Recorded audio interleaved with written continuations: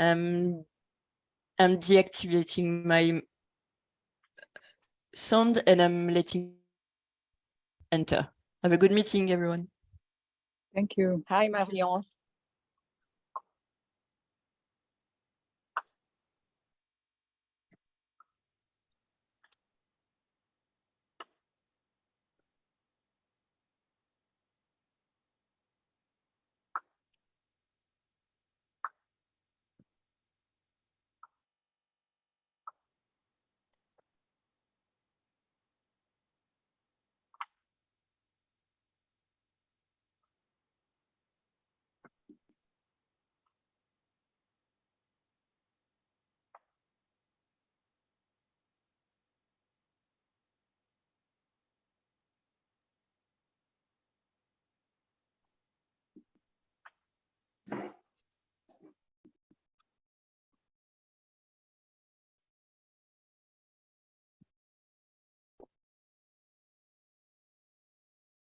Hello, and welcome to the second webinar about the revision of the Code of Ethics.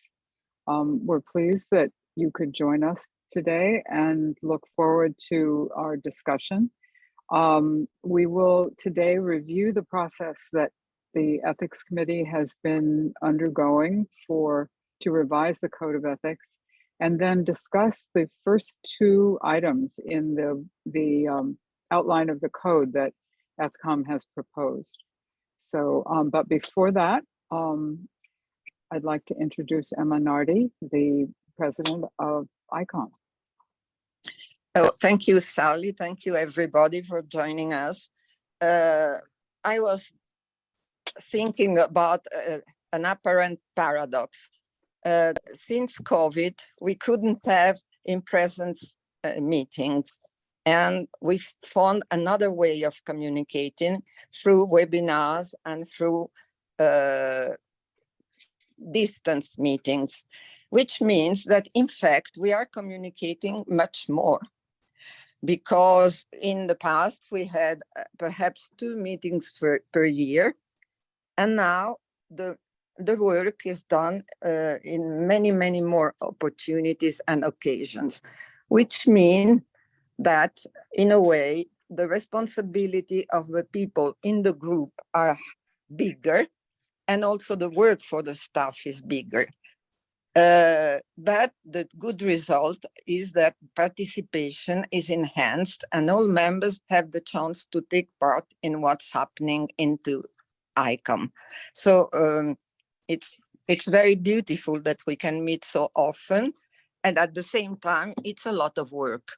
So I'm very grateful to you all for this engagement that you assume adding it to your full job time occupations. So this message is just to say how grateful I am that this tendencies, this trend is now being common into ETHCOM. Thank you so much and have a good meeting. Thank you, Emma. It's wonderful that you could join us to begin the meeting. Can we share the slides, please?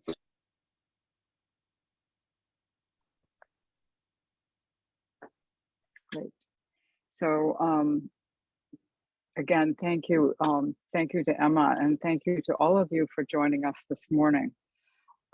This is the second of 5 webinars that we will hold to both review the process of revising the Code of Ethics and talk in a bit more detail about the outline that you have received in the revision of the code. As you know, next slide. The ETHCOM Code of Ethics for Museums is a fundamental document for ETHCOM. It defines the standards of principled conduct for museums and for museum professionals worldwide. It also provides a unifying framework for our profession. Most of all, it expresses the values that we share and the values that should support the work that we do. It was originally created in 1986 and in the year 2000 was amended. It was again changed and adopted into the form that we now see in 2004. So it's been almost 20 years since this code was adopted. Next slide. During the debates about the museum definition in Kyoto in 2019, the Standing Committee on Ethics, or ETHCOM, recognized that it was time to take another look at the Code of Ethics so that it would express current values important to the field. A number of those values came up in the discussion of the definition. ETHCOM noted that the social role that museums can play in empowering communities and promoting sustainability and human rights must be acknowledged by ICOM, and the Code of Ethics must address these issues. So at that point, we recommended to the executive board that ETHCOM begin to take a look at the code and discuss whether there should be a revision. Next slide. Now, besides the impact of the pandemic, museums are facing calls for restitution as well as decolonization, challenges to meet their social responsibilities, calls for accountability, and the need for policies and practices that encourage equity and inclusion. Thus, the need for taking another look at the code to reflect our current concerns becomes more important almost by the day. Next slide. In revising the code, ETHCOM is committed to an open and transparent revision process. Our methodology is centered around 4 consultations with the ICOM membership. Next slide. The first consultation occurred in 2001, where we asked, should the code be revised and what is missing? Next slide. The results of the consultation were unmistakable. A huge percentage of the responses said that it was time to revise the code with issues like sustainability, social responsibility, equity and accessibility, restitution, the digital dimension of museums, education, were all things that were mentioned that either needed to be strengthened in the code or added to the code. Next slide. The results of those consultations, of the first consultation, then helped the ethics committee develop the second consultation, which was a much more specific series of questions about the current code of ethics, asking what should be changed and what should be deleted. And it went through the code principle by principle. Next slide. The second consultation yielded very specific results. 11 observations and trends were identified, and those include that the code should be consistent with the new museum definition, that a number of the repetitions, inconsistencies, and redundancies in the code should be eliminated. Each principle should be given equal weight, and close attention should be given to the terminology that is used. Next slide. The consultation told us that the code should address data privacy and confidentiality. It should address how data information is managed, for example, with patron and or membership data, and to what degree this data can be maintained as confidential. The code should be reformulated to reflect the call for accessibility, inclusion, and diversity in the very broadest sense. That is, as a part of governance, leadership, and hiring practices, as well as in exhibitions and programs. Diverse and inclusive practices should be reflected in the revised code so that it underscores everyone's right to participate in knowledge sharing, and as reflected in the definition. the code should be modernized to address the creation, stewardship, and management and use of both digital and digitized objects. In addition, there was a concern about the authenticity and integrity of digital images. Authenticity reflecting the source of who created the digital images, and integrity focusing on unmanipulated and truthful representations of the original. We also heard that the new code or revised code must more adequately deal with intangible cultural heritage. Next slide. The results further focused upon restitution and decolonization, telling us that the code should reflect the changes that have occurred in collections management practices where objects that represent the cultural heritage of traditional communities are concerned. The code should also include the scope and role of sustainability as it applies to museums. And both the scope and role should be determined, and then that should be reflected in the code. Also, the public purpose of the museum should be recognized more clearly and more prominently in the code. Emphasis should be placed on the people the museum serve and the communities connected to them. Further, the museum should invest in its people to support their professional expertise, their autonomy in making curatorial decisions, and their capability. So in this sense, the human factor, the people who work in museums and the people the museum serves were emphasized by in the third consultation as important factors in the revision that we should take into account in the revision of the code.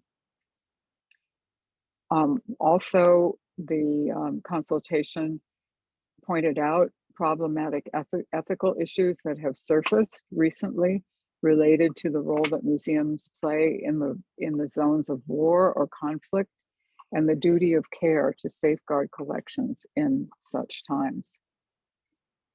And then finally, concern was expressed about the commodification of collections or the monetization of collections by museums. Next slide. The full results of the second consultation are available on ETHCOM's page in the ICOM member website.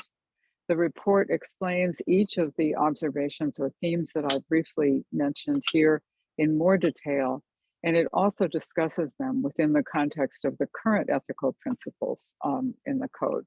Next slide. This is a sort of graphic representation of where you can find the results of the second consultation. On the right, you see where you can find the ETHCOM page in member space, and then on the left, the actual report. Next slide. So then, in response to the second consultation results, the Standing Committee on Ethics has created an outline of the revised code. This is the subject of the third consultation, which opened in June of this year and will extend until the end of October. For this consultation, we're requesting responses from national and international committees, regional alliances, and affiliated organizations. And we hope that individuals who are members of these groups will express their responses to their committees or other organizations. And those responses then will be reflected and reported to the Ethics Committee from by the larger organizations. Next slide. We will use the responses of the third consultation to create a draft of the revised code. Next slide.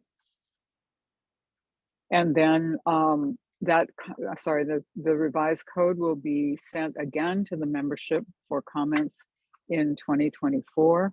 And then finally, in 2025, at the next ETHCOM triennial meeting, we hope to ask for your approval of the revised code.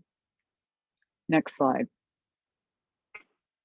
The revisions that we have proposed from the results of the second consultation are focused around 5 core topics that came to the surface in the revision. Each topic is followed by statements that elaborate upon the topic. The first is focused on the responsibility of museums to their communities, the communities whose objects museums care for, the communities in which the museums are located, and the communities that benefit from a museum's activities. The second core topic focuses on professional practices, on the practices that museums and the people who work in and for them need to follow to sustain the trust of the public. And those are professional practices that museums follow. These entail responsibilities on the part of the museum, as well as responsibilities on the part of the individuals and groups that work in and with the museum. These first 2 topics are we are going to address today in this webinar in a little bit more detail. The third core topic, which we'll address in the next webinar, is the museum's educational role. And the fourth core topic, again, which will be addressed in a separate webinar coming up towards the end of September, will focus on a museum's responsibilities in stewarding and safeguarding its collections, as well as in researching them. And then finally, the 5th core topic, which will be the subject of our last webinar in October, will addresses the responsibilities of a museum's governing body and leadership to ensure that the museum operates in a sustainable manner, serving its communities in perpetuity. So we look forward to all of your feedback on the outline. Next slide. And today, as I said earlier, we will focus on the first 2 core topics. Luisa de Peña Diaz, a member of the Ethics Committee, will speak to the core topic 1, responsibilities to communities, as well as the core topic 2, the professional practices. Luisa? Thank you, Sally. I'm going to speak in Spanish to have this diversity in our 3 languages. So, tal y como Sally explicó, todo nuestro trabajo está basado en los resultados de las consultas. Por eso es extremadamente importante que los miembros, a través de sus comités nacionales e internacionales, alianzas regionales y organizaciones afiliadas, participen en estas consultas, porque el producto final va a ser el resultado de ellas. Nosotros, así como se explicó, tomamos en consideración la nueva definición de museo, tal y como indicaron nuestros miembros, y en ese orden, en la definición de museos, se establece que los museos están al servicio de la sociedad. La principal responsabilidad de un museo es con sus comunidades, pasadas, presentes y futuras.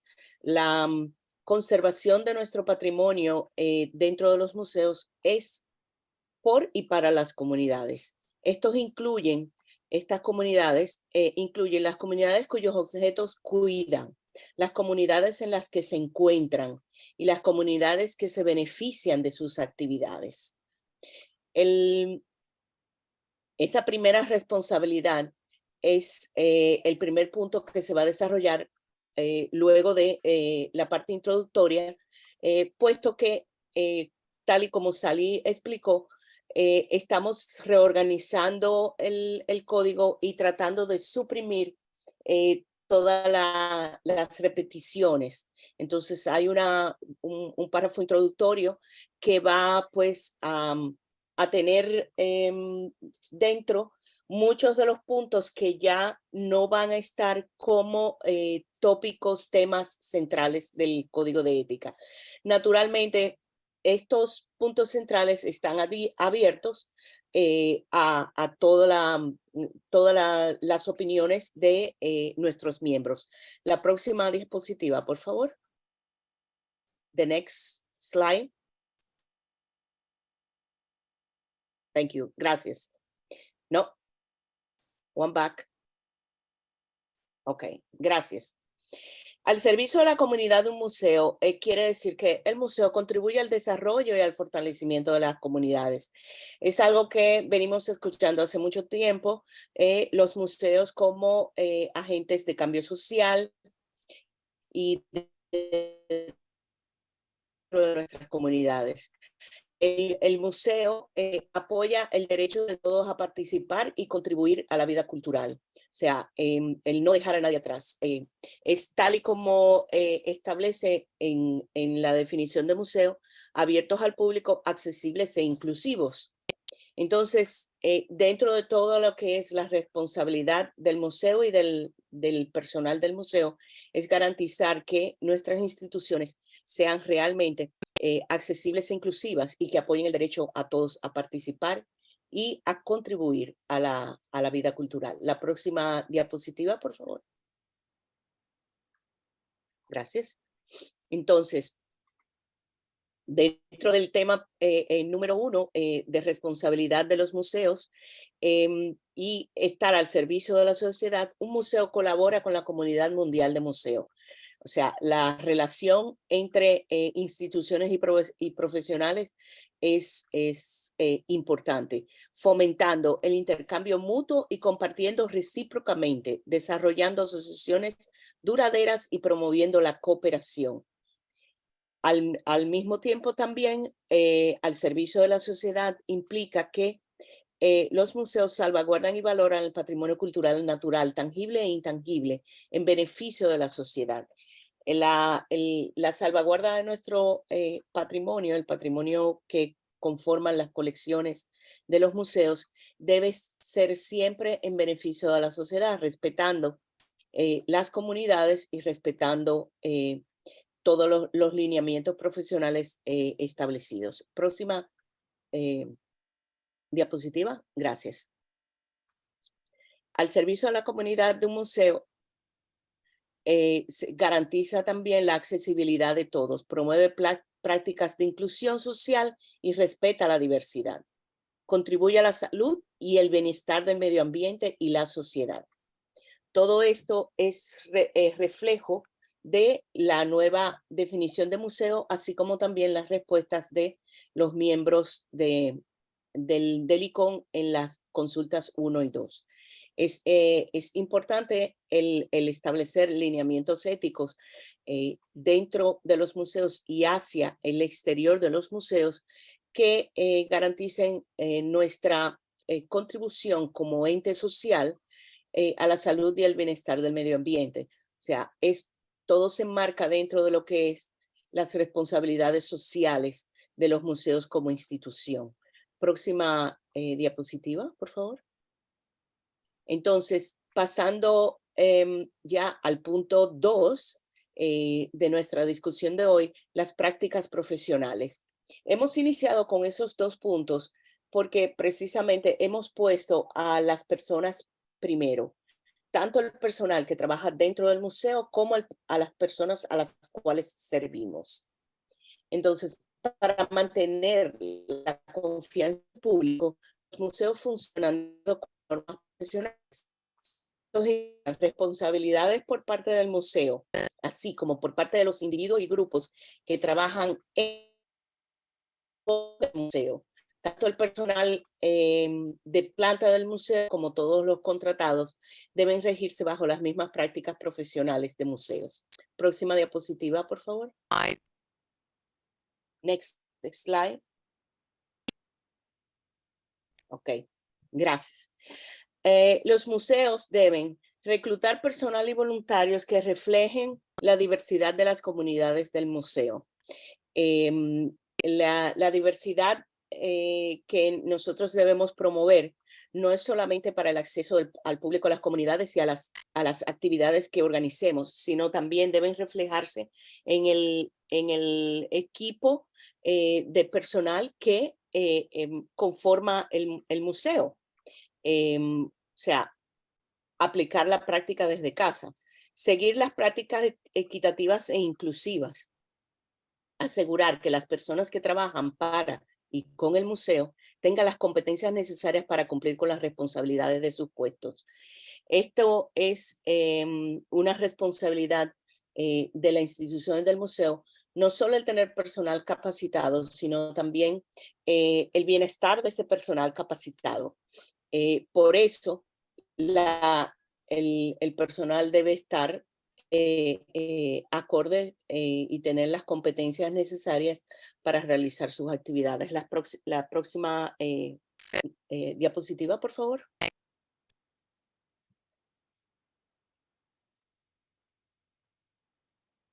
Próxima diapositiva, por favor. Please, next slide.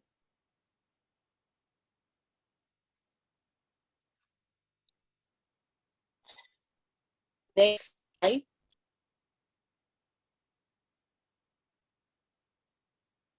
Gracias. Dentro del tema central número 2, los museos deberían también brindar capacitación y apoyo al personal, voluntarios y órganos de gobierno para que puedan desempeñar responsablemente sus funciones. O sea, todo lo que es la educación a lo interno del equipo de museo es parte de las responsabilidades sociales del museo para poder dar el servicio a la sociedad que se requiere. Desarrollar y publicar expectativas explícitas para todos los roles. Próxima diapositiva, por favor. Gracias. Las personas que trabajan en y con los museos deberían actuar profesionalmente en todo momento, demostrando cortesía, respeto y objetividad, evitar la discriminación y respetar la toma de decisiones colegiadas.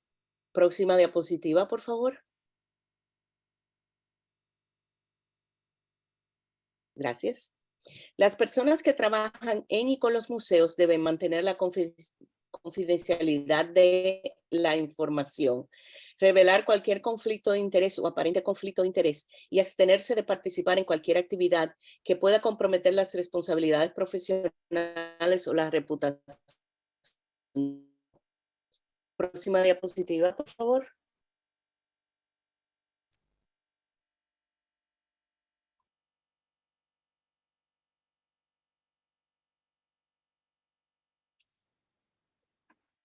Thank you. Esto es un resumen de lo que es el esquema que se va a desarrollar para el código de ética y naturalmente aquí vienen, bueno, Sally, le paso la palabra a Sally para que explique los próximos webinars y sí les señalo que estamos abiertos a realizar webinars regionales de todos los tópicos para poder responder las inquietudes a nivel regional. Muchas gracias. Sally, thank you. Thank you, Louisa. Thank you for elaborating more on the first two topics in the outline that ETHCOM has proposed. We look forward to everyone's responses to these topics, and we, as Louisa has emphasized, we're relying on your responses in order to help us have a perspective on how to draft the revised Code of Ethics. We will continue to have other webinars to focus on other core topics in the proposed outline. On Wednesday, September 13th, we will discuss the third topic in the outline, education and the educational role of museums. On Wednesday, September 27th, we will discuss collections and research. And then finally, next slide. on October 11th, we will discuss the final topic in the outline, governance and leadership. So as also we've said before, all of these webinars will be recorded and will be available in the ETHCOM member space on the ICOM website, so that if you can't attend the meeting or can't attend the webinar or can't stay till the end of the webinar, you'll be able to catch up by watching the recording. Next slide. We can't emphasize more the need to send your responses. This is for the national committees and the international committees, as well as the regional alliances and affiliated organizations. Your responses should come to ethics@icom.museum, and we will take into account all of the responses that we receive. So now, if you have questions that you'd like to ask, both Louisa and I, as well as other members of the ethics committee who have worked on the outline, would be happy to answer them.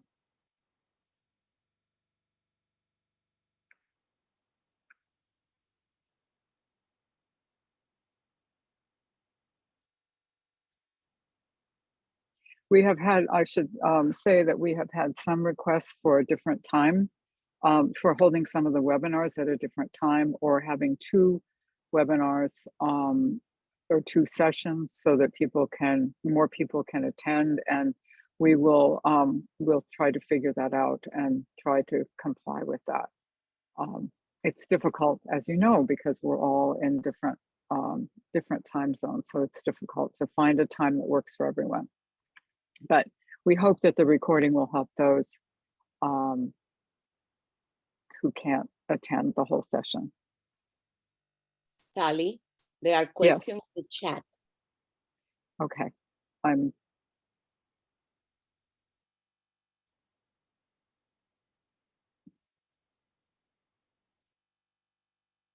there's one, sorry, I was not keeping up with the questions in the chat. There's a question from Australia about how the next consultation will happen. There will not be a standard questionnaire, but we have posted the outline of the proposed outline of the revised code in the member space, in ETHCOM's member space. And we would like to have the national committees, international committees, regional alliances, and affiliated organizations collect people's responses to the outline and send them to us, not individually, but to summarize the responses.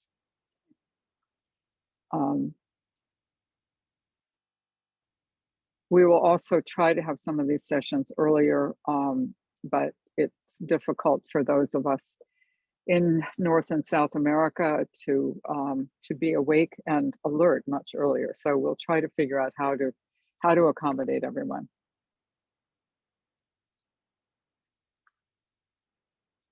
Again, France have a question. Okay. I'm not seeing it, Louisa. Could you read it, please? No, it's she's have her hand. Oh, I'm sorry. Okay. Okay, ICOM France, please. Yeah. I can't see everyone. So if you have a question, please speak up. Oui, bonjour, Émilie Girard pour ETHCOM France.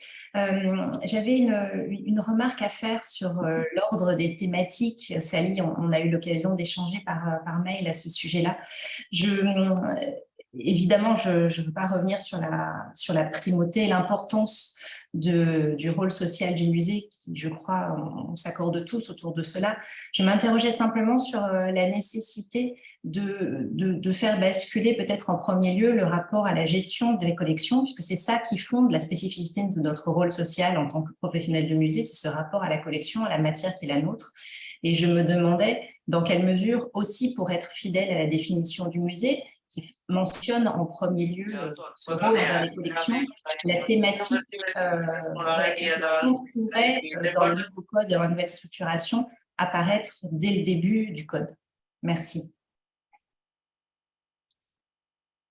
We are looking forward to hearing from everyone in this consultation about the order of the topics. So we propose this order in response to the very strong advice that we received from the membership during the second consultation, telling us that we needed to put people first, that we needed to emphasize the social responsibility of museums and the communities that we serve, since the purpose of museums is to serve society.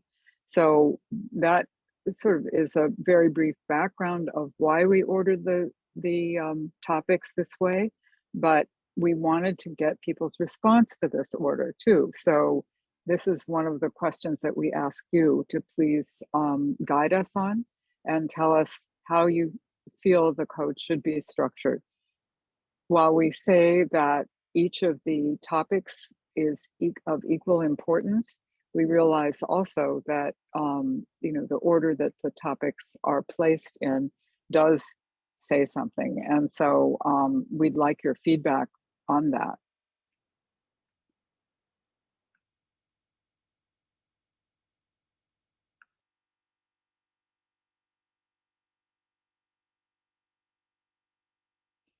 We will also, one of the things that that ETHCOM will be working on as we revise the code is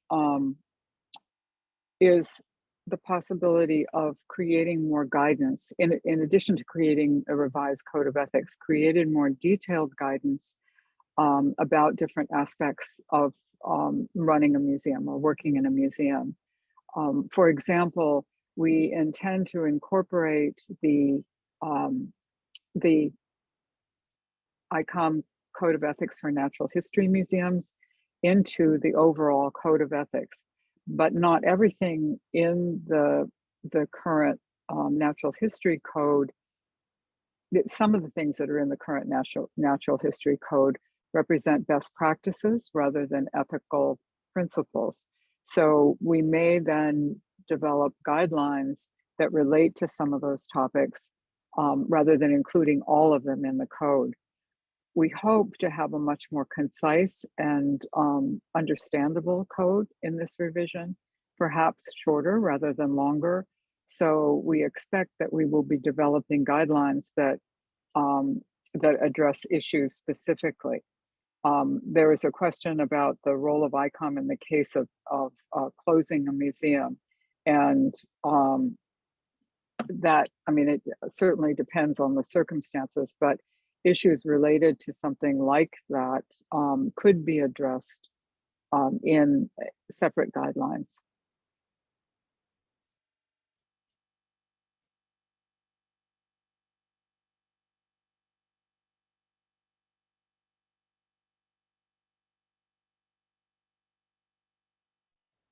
Again, the recordings of the webinars will be available in ETHCOM's member space on the ICOM website.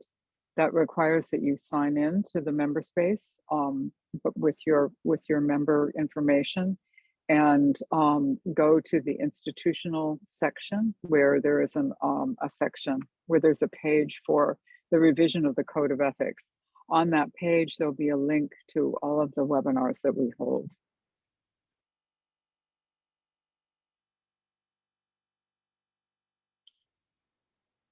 And there was just a comment that guidelines on specific issues beside a code of ethics would be helpful for many museums. And we currently have guidelines on accessioning, deaccessioning, and fundraising. And we have found museums use those guidelines and have found them very helpful. So we hope to continue that kind of document, having that kind of document in the future.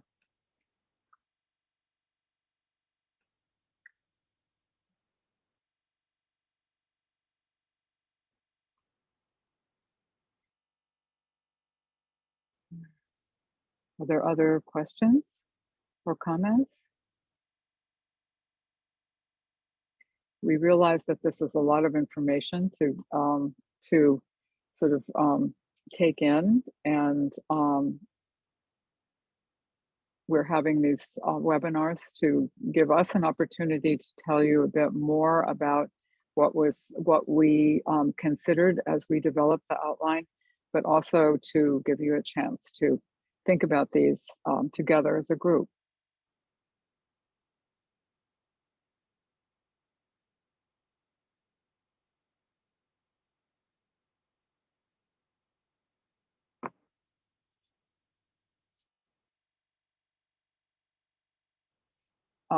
You'll find in the chat a link to the ICOM member space. Chadlia, do you want to say something? Oui, bonjour. Bonjour, merci Sally, merci Linda. Un peu mal à la gorge.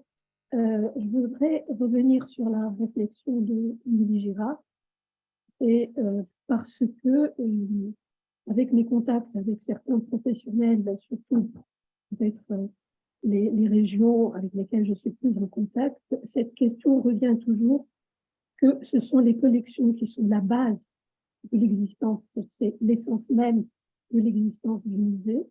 L'institution elle-même est quelque chose de très important, et c'est ce qui est dit dans la... Si on suit la définition, ça commence par le musée et une institution permanente. Donc, est-ce qu'on ne peut pas prévoir peut-être que le sens ou bien le classement des priorités des thèmes peut être revu pour que les collections sur lesquelles nous travaillons, c'est-à-dire que le musée existe grâce à ces collections, ne peut pas être revu pour devenir une priorité par rapport à la société. Parce que la société et la communauté, nous travaillons avec les communautés et les coopérons avec les communautés sur la base de ces collections. Est-ce qu'il y a un moyen, ou bien est-ce que c'est quelque chose qui a déjà été établi et sur laquelle nous ne pouvons plus revenir? Donc, c'est toute la peine de poser cette question. Merci.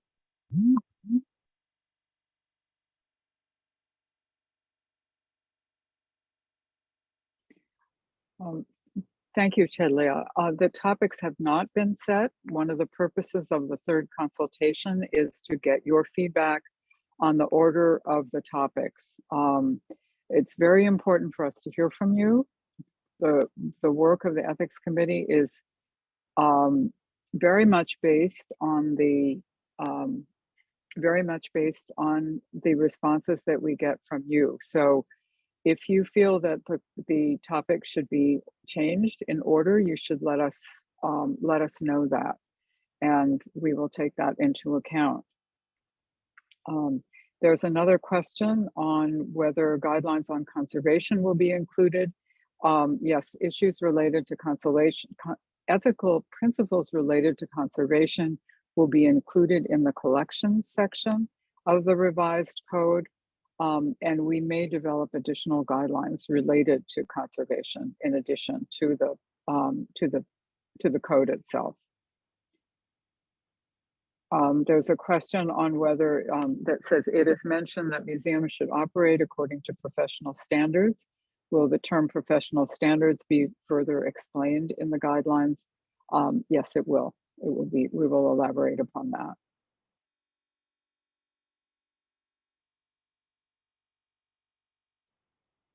And there's a comment that ethical principles are not universal, asking if we observe different views on ethical principles in different parts of the world, and how do we cope with that? That's one of the challenges of revising the code, is that I'm not sure that the ethical principles are that vary, but the ability of museums to respond to the ethical principles does vary enormously according to the parts of the world that the museum is located in, the resources that the museum has available to it, and other things like that. We are trying to focus on very general ethical principles that apply to everyone. We realize that for many, the code is aspirational rather than something that can be fulfilled exactly. but the code is there so that we have the professional standards that we can point to and use and hope that all museums will eventually be able to fulfill the ethical codes.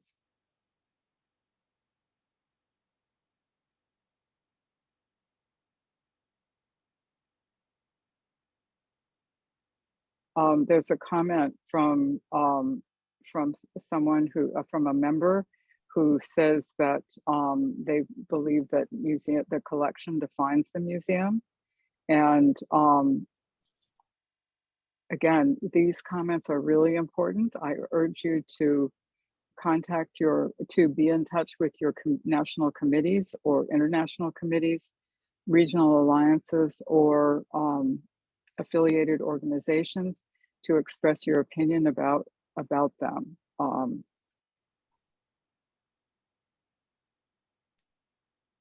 Yes, Susie. Simplement, peut-être que, enfin, au risque de me répéter ou de répéter finalement ce qu'ont dit nos collègues, que cette importance que nous donnons aux collections est pour moi encore plus évidente puisque vous avez parlé de patrimoine immatériel. Donc, c'est quand même une donne qui est nouvelle par rapport au code d'éthique ancien. Je pense qu'il faudra à ce moment-là prendre plus de temps sur l'approche des collections. Merci.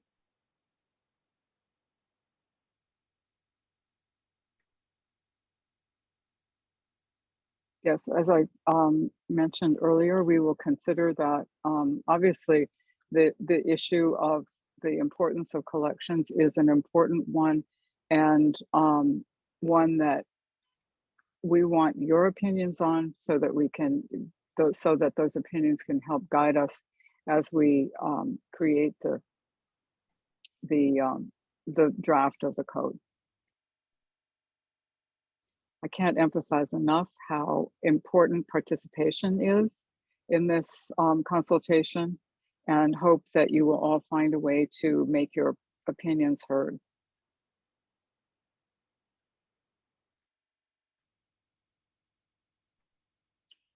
There's another comment that the code should reference the values, beliefs, and specific worldview of the communities in which the museum operates when it comes to ethical guidelines. Thank you to Susan from Canada for that.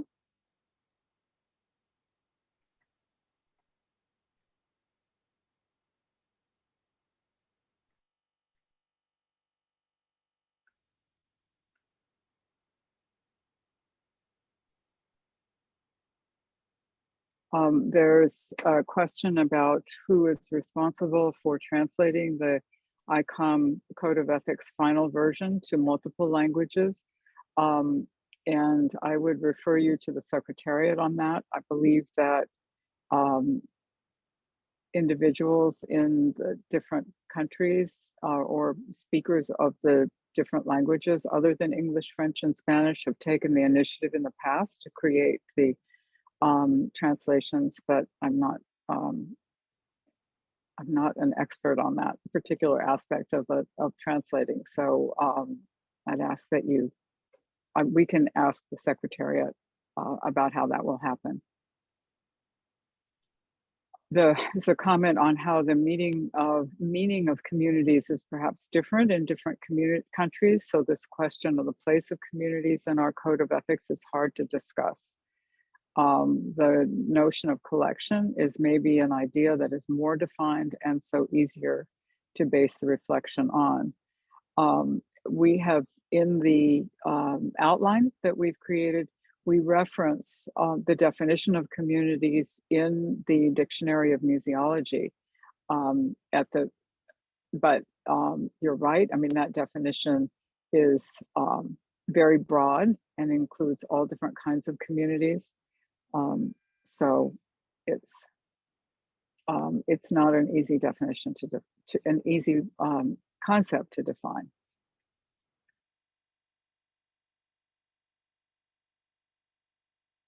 There's a question on whether we know the composition of the new ETHCOM working group. Is the current team continuing?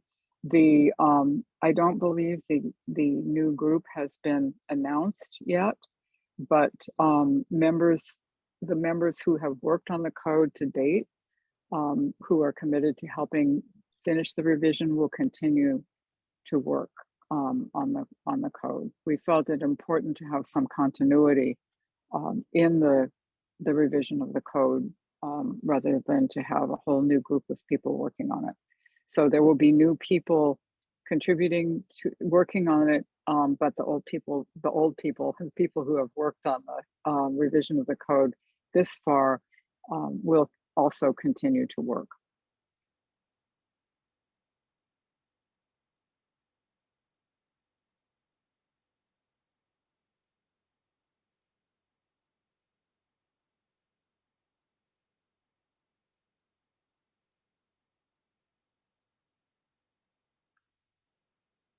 Jalia? Concernant la traduction du code de déontologie, tu as bien dit que ce sera le secrétariat, mais est-ce qu'il y aura une implication des membres francophones et anglophones de ETHCOM qui seront impliqués dans cette traduction, comme cela a été pour la traduction de la définition du musée?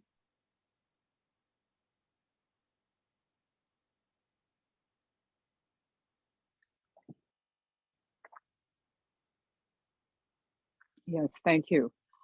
We will have the revised code will be translated into French and Spanish by the time, we hope, by the triennial meeting in Dubai in 2025. But the additional translations will be created probably after that.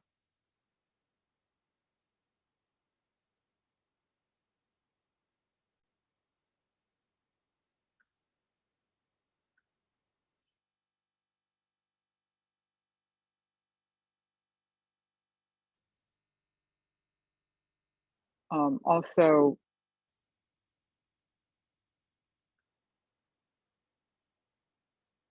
sorry, I was just reading some questions.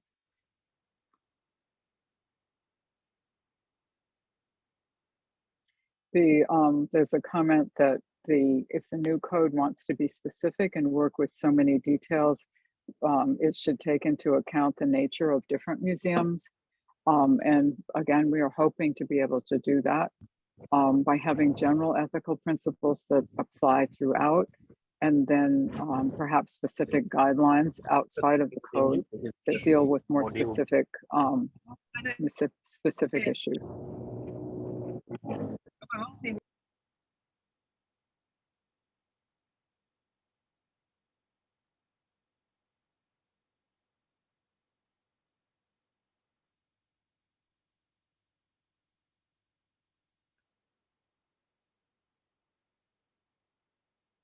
Are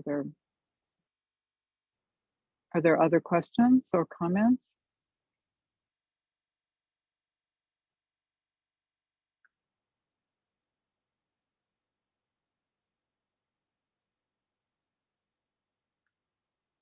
There's a comment that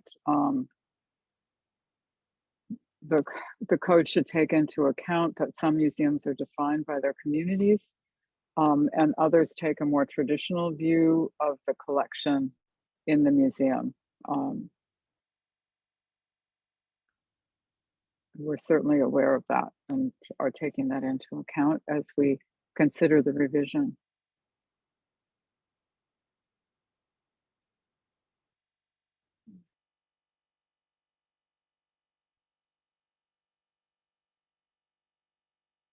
As you can imagine, this is not an easy task. We're balancing many different opinions and trying to come up with a consensus that will be that will create a code that will be effective guidelines or effective guidance for museums well into the future.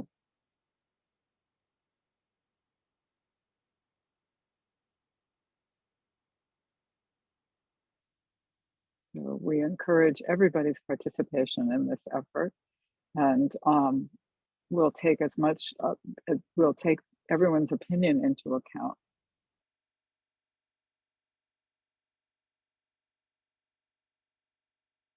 We're also working closely with other working groups within ICOM to ensure that we create a code that reflects current thinking on issues like decolonization, sustainability, and the like.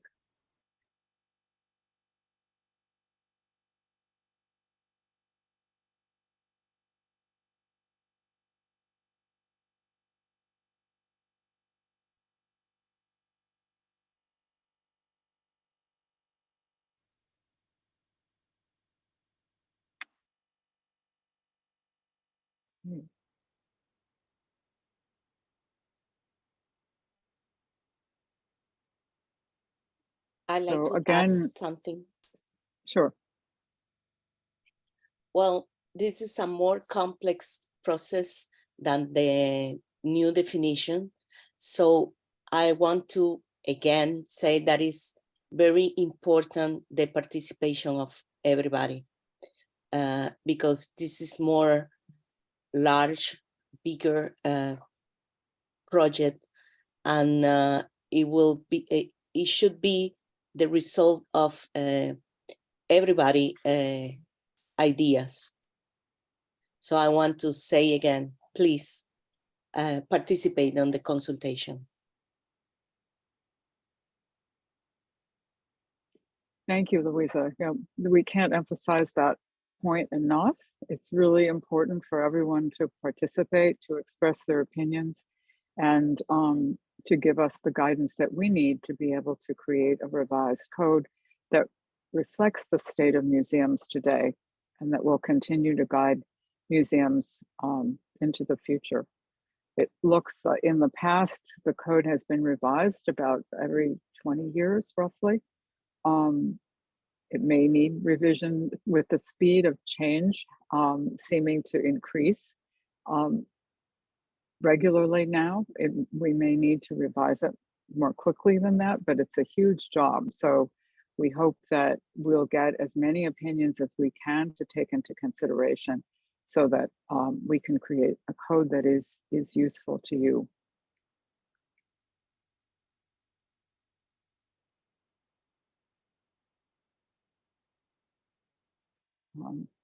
If there are no other questions, then I would just like to say thank you to all of you for participating today, and to remind you that we have 3 more webinars coming up, 2 in September and 1 in October, that each of these will address one more aspect of the code.